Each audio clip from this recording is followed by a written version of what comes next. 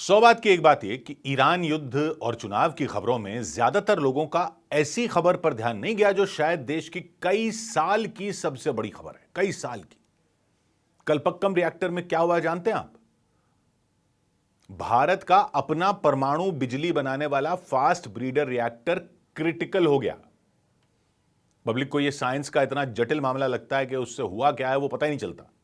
तो ज्यादा कॉम्प्लेक्स चीजों में न भी जाएं तो मोटे तौर पर खबर यह है कि यह समझ लो कि एक तरह से भारतीय वैज्ञानिकों ने ऐसा रास्ता खोल दिया कि आगे चलकर हम सालों साल तक अपनी बिजली बना सकते हैं, जितनी भी देश को चाहिए। यह ऐसा कमाल है जो दुनिया की बड़ी बड़ी महाशक्तियां नहीं कर पा रही हैं। तो ज्यादा साइंस में न जाते हुए इसकी बेसिक चीज को समझें तो यह समझिए कि परमाणु रिएक्टर को समझ लीजिए एक तरह की परमाणु भट्टी है जिसमें बिजली बनाई जाती है। भट्टी वैसी नहीं जैसी दूसरी भट्टियां होती हैं, सिर्फ समझने के लिए उसको हम भट्टी कह रहे हैं। तो ये तो पब्लिक अब काफी समझ ही गई है कि परमाणु कार्यक्रम पर दुनिया भर में इतना कंट्रोल क्यों रहता है। वो इसलिए रहता है क्योंकि परमाणु तकनीक से बेतहाशा ऊर्जा बनती है और उससे परमाणु बम भी बना सकते हैं और बिजली भी बना सकते हैं। ईरान यही तो कह रहा है कि वो तो परमाणु कार्यक्रम चलाएगा क्योंकि उसको उससे बिजली बनानी है। अमेरिका और इजराइल कह रहे हैं कि वो परमाणु कार्यक्रम से बिजली बनाने की आड़ में असल में परमाणु बम बनाना चाहता है। तो वो तो खैर वहां की बात रही। हम बात कर रहे हैं अपने परमाणु कार्यक्रम की। तो परमाणु रिएक्टर में क्या होता है कि ईंधन डालते हैं, ईंधन से बिजली बनती है। ईंधन क्या होता है परमाणु रिएक्टर में? ईंधन होता है यूरेनियम नाम का तत्व। यूरेनियम डालते हैं तो अंदर बिजली बनती है और प्लूटोनियम नाम का कचरा निकलता है। इन पर ध्यान दीजिएगा, यूरेनियम डालते हैं, प्लूटोनियम निकलता है कचरा, बिजली भी बनती है। दिक्कत क्या है कि भारत में यूरेनियम है नहीं, बहुत थोड़ा है। तो यूरेनियम दूसरे देशों से लेना पड़ता है। एक तो वो महंगा तो है ही, उसके अलावा वो कोई आसान काम भी नहीं है। क्यों? क्योंकि परमाणु कार्यक्रमों पर कई कंट्रोल वैसे ही लगे हुए हैं। भारत ने अमेरिका के साथ न्यूक्लियर डील भी की थी कि उससे कुछ आसानी हो जाए यूरेनियम मिलने में, क्योंकि देश को अगर विकसित बनाना है तो सबसे जरूरी चीज क्या है? बिजली। हम पानी से बिजली बना रहे हैं, कोयले से बिजली बना रहे हैं, सोलर बिजली भी बन रही है, हवा से भी बनती है, पवन चक्कियों से। लेकिन परमाणु बिजली भी चाहिए, उसमें यूरेनियम का चक्कर है। यूरेनियम हमारे पास है नहीं। लेकिन भारत के पास एक और रेडियो एक्टिव तत्व है जिसको परमाणु रिएक्टर में इस्तेमाल कर सकते हैं, और वो तत्व है थोरियम। लेकिन थोरियम से चलने वाले रिएक्टर पर दुनिया में ज्यादा रिसर्च ही नहीं हो पाई, मतलब तकनीक परफेक्ट नहीं हो पाई कि थोरियम से बिजली बनाए। तो अभी की स्थिति यह है कि यूरेनियम से बिजली बनती है और कचरे में प्लूटोनियम निकलता है। अब प्लूटोनियम जो है वो भी एक रेडियो एक्टिव कचरा है, वो भी रेडियो एक्टिव तत्व ही है कचरे में जो निकलता है, इसलिए उसको बहुत ही एहतियात से नष्ट भी करना पड़ता है। लेकिन एक तकनीक यह होती है कि प्लूटोनियम से ही क्यों ना बिजली बना दें। प्लूटोनियम से बिजली बना देता हूं, मतलब जो कचरे में निकला उससे बिजली बना दें, तो यानी यूरेनियम से जो कचरा निकला फिर उस कचरे से बिजली बना लो, यानी कचरे को ही ईंधन बना दो। जो ईंधन से कचरा निकला, कचरे को ईंधन बना दो, और फिर जो बिजली बने फिर उससे कचरा निकलेगा, फिर उस कचरे से बिजली बना दो, फिर जो कचरा निकले फिर उस कचरे से बिजली बना दो, फिर कचरा निकले फिर बिजली बना दो। तो मतलब बिजली बनाते रहो और कचरा निकलता रहा, उस कचरे से भी बिजली बनाते रहो, मतलब एक चेन बन जाती है। जब तक पूरा कचरा इस्तेमाल नहीं हो जाता तब तक ईंधन डालना ही ना पड़े। एक बार डाला फिर उसके कचरे से बन गई, फिर उसके कचरे से बन गई, फिर उसके कचरे से बन गई, बनती गई। थ्योरी में तो ये कर सकते हैं, लेकिन कई देश लगे हुए थे कि कोई उस तरह से कर नहीं पा रहा था। कुछ देश सफल हुए भी, लेकिन भारत अपनी तकनीक से लगा हुआ था कि ये कर लें फिर तो थोड़े से ही ईंधन से काम चल जाएगा। कलपक्कम में है, कलपक्कम जो है वो तमिलनाडु के चेन्नई के पास है, वहां भारत का सबसे आधुनिक न्यूक्लियर रिएक्टर है। उसका नाम है PFBR, prototype fast breeder reactor. Fast breeder, ध्यान रखिएगा, ये इस तरह का रिएक्टर है। ये इसको क्यों फास्ट ब्रीडर कहते हैं वो भी समझते हैं। ये 500 मेगावाट बिजली बनाने वाला रिएक्टर है कलपक्कम का। इसे भारतीय वैज्ञानिकों ने पूरी तरह खुद डिजाइन किया, बनाया है, हमारी तकनीक है। 6 अप्रैल 2026 इतिहास में जाएगा। ये 6 अप्रैल 2026 को रात 8:25 पर यह रिएक्टर क्रिटिकल हो गया। क्रिटिकल मतलब क्या? मतलब वही कमाल कर दिखाया वैज्ञानिकों ने जिसकी हम बात कर रहे थे कि ईंधन के कचरे को ही ईंधन बनाने में वो सफल हो गए।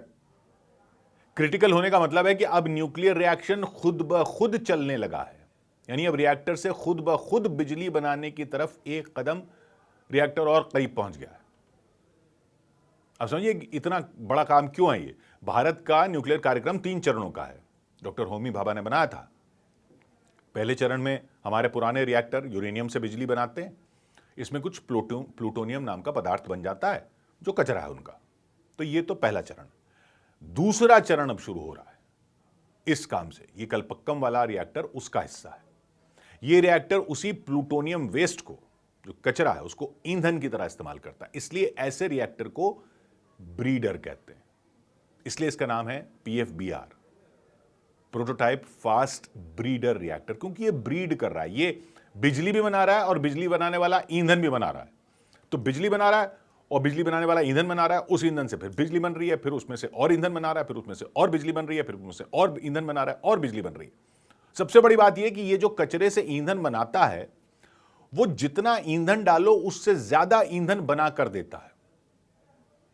मतलब आपने जितना डाला उससे ज्यादा और बना के दे दिया, और बिजली भी बना देता है साथ में।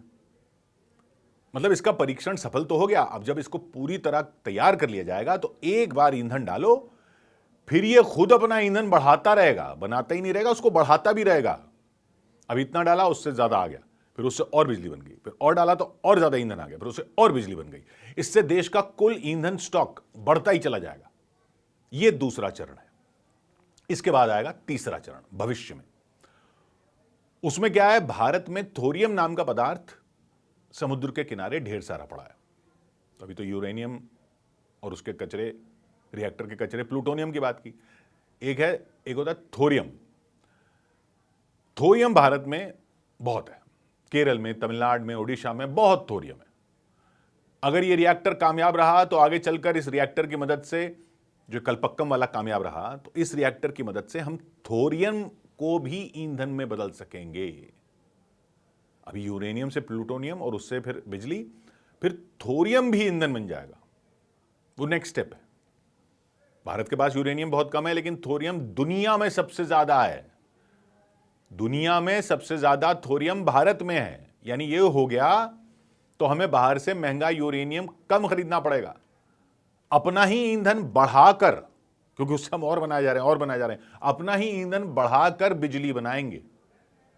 बिजली भी बनाएंगे, ईंधन भी बनाएंगे। ये पूरी तरह भारतीय टेक्नोलॉजी है। ये हमारे वैज्ञानिकों का कमाल है।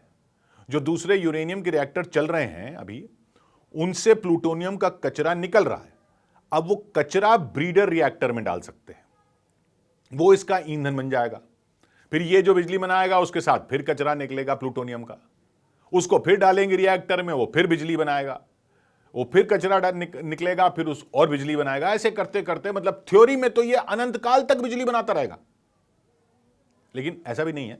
अनंत काल तक तो नहीं, थ्योरी में जो होता है उतना पूरा का पूरा प्रैक्टिकल में नहीं होता, लेकिन काफी टाइम तक उसी ईंधन से बिजली बनती रहेगी, बनती रहेगी, बनती रहेगी, बनती रहेगी। काफी टाइम बाद, काफी बिजली उससे बना लेने के बाद उसमें फ्रेश ईंधन डालना पड़ेगा। लेकिन ये ऐसा कमाल है कि अभी परीक्षण तो सफल हो गया, रिएक्टर तो क्रिटिकल हो गया, आगे सब कुछ ऐसे ही ठीक ठाक रहा तो समझ लीजिए बिजली कहां से आएगी इसकी देश को चिंता ही नहीं करनी पड़ेगी। इतना बड़ा कमाल हो सकता है ये। और अगर थोरियम का भी इसमें इस्तेमाल हो गया, नेक्स्ट स्टेप भी हो गया, तीसरा चरण भी हो गया जिसमें थोरियम से बिजली बनेगी, तब तो फिर तो थ्योरी के हिसाब से तो ऊर्जा के लिए आपको सोचना ही नहीं पड़ेगा देश को। थ्योरी तो ये कहती है कि फिर तो समझ लो भारत के पास सूर्य देवता ही आ गए कि लो कितनी बिजली लेनी है ले लो, चला लो उद्योग, चला लो गाड़ियां, चला लो ट्रेनें, पूरा देश दौड़ा दो, बिजली बिजली होगी।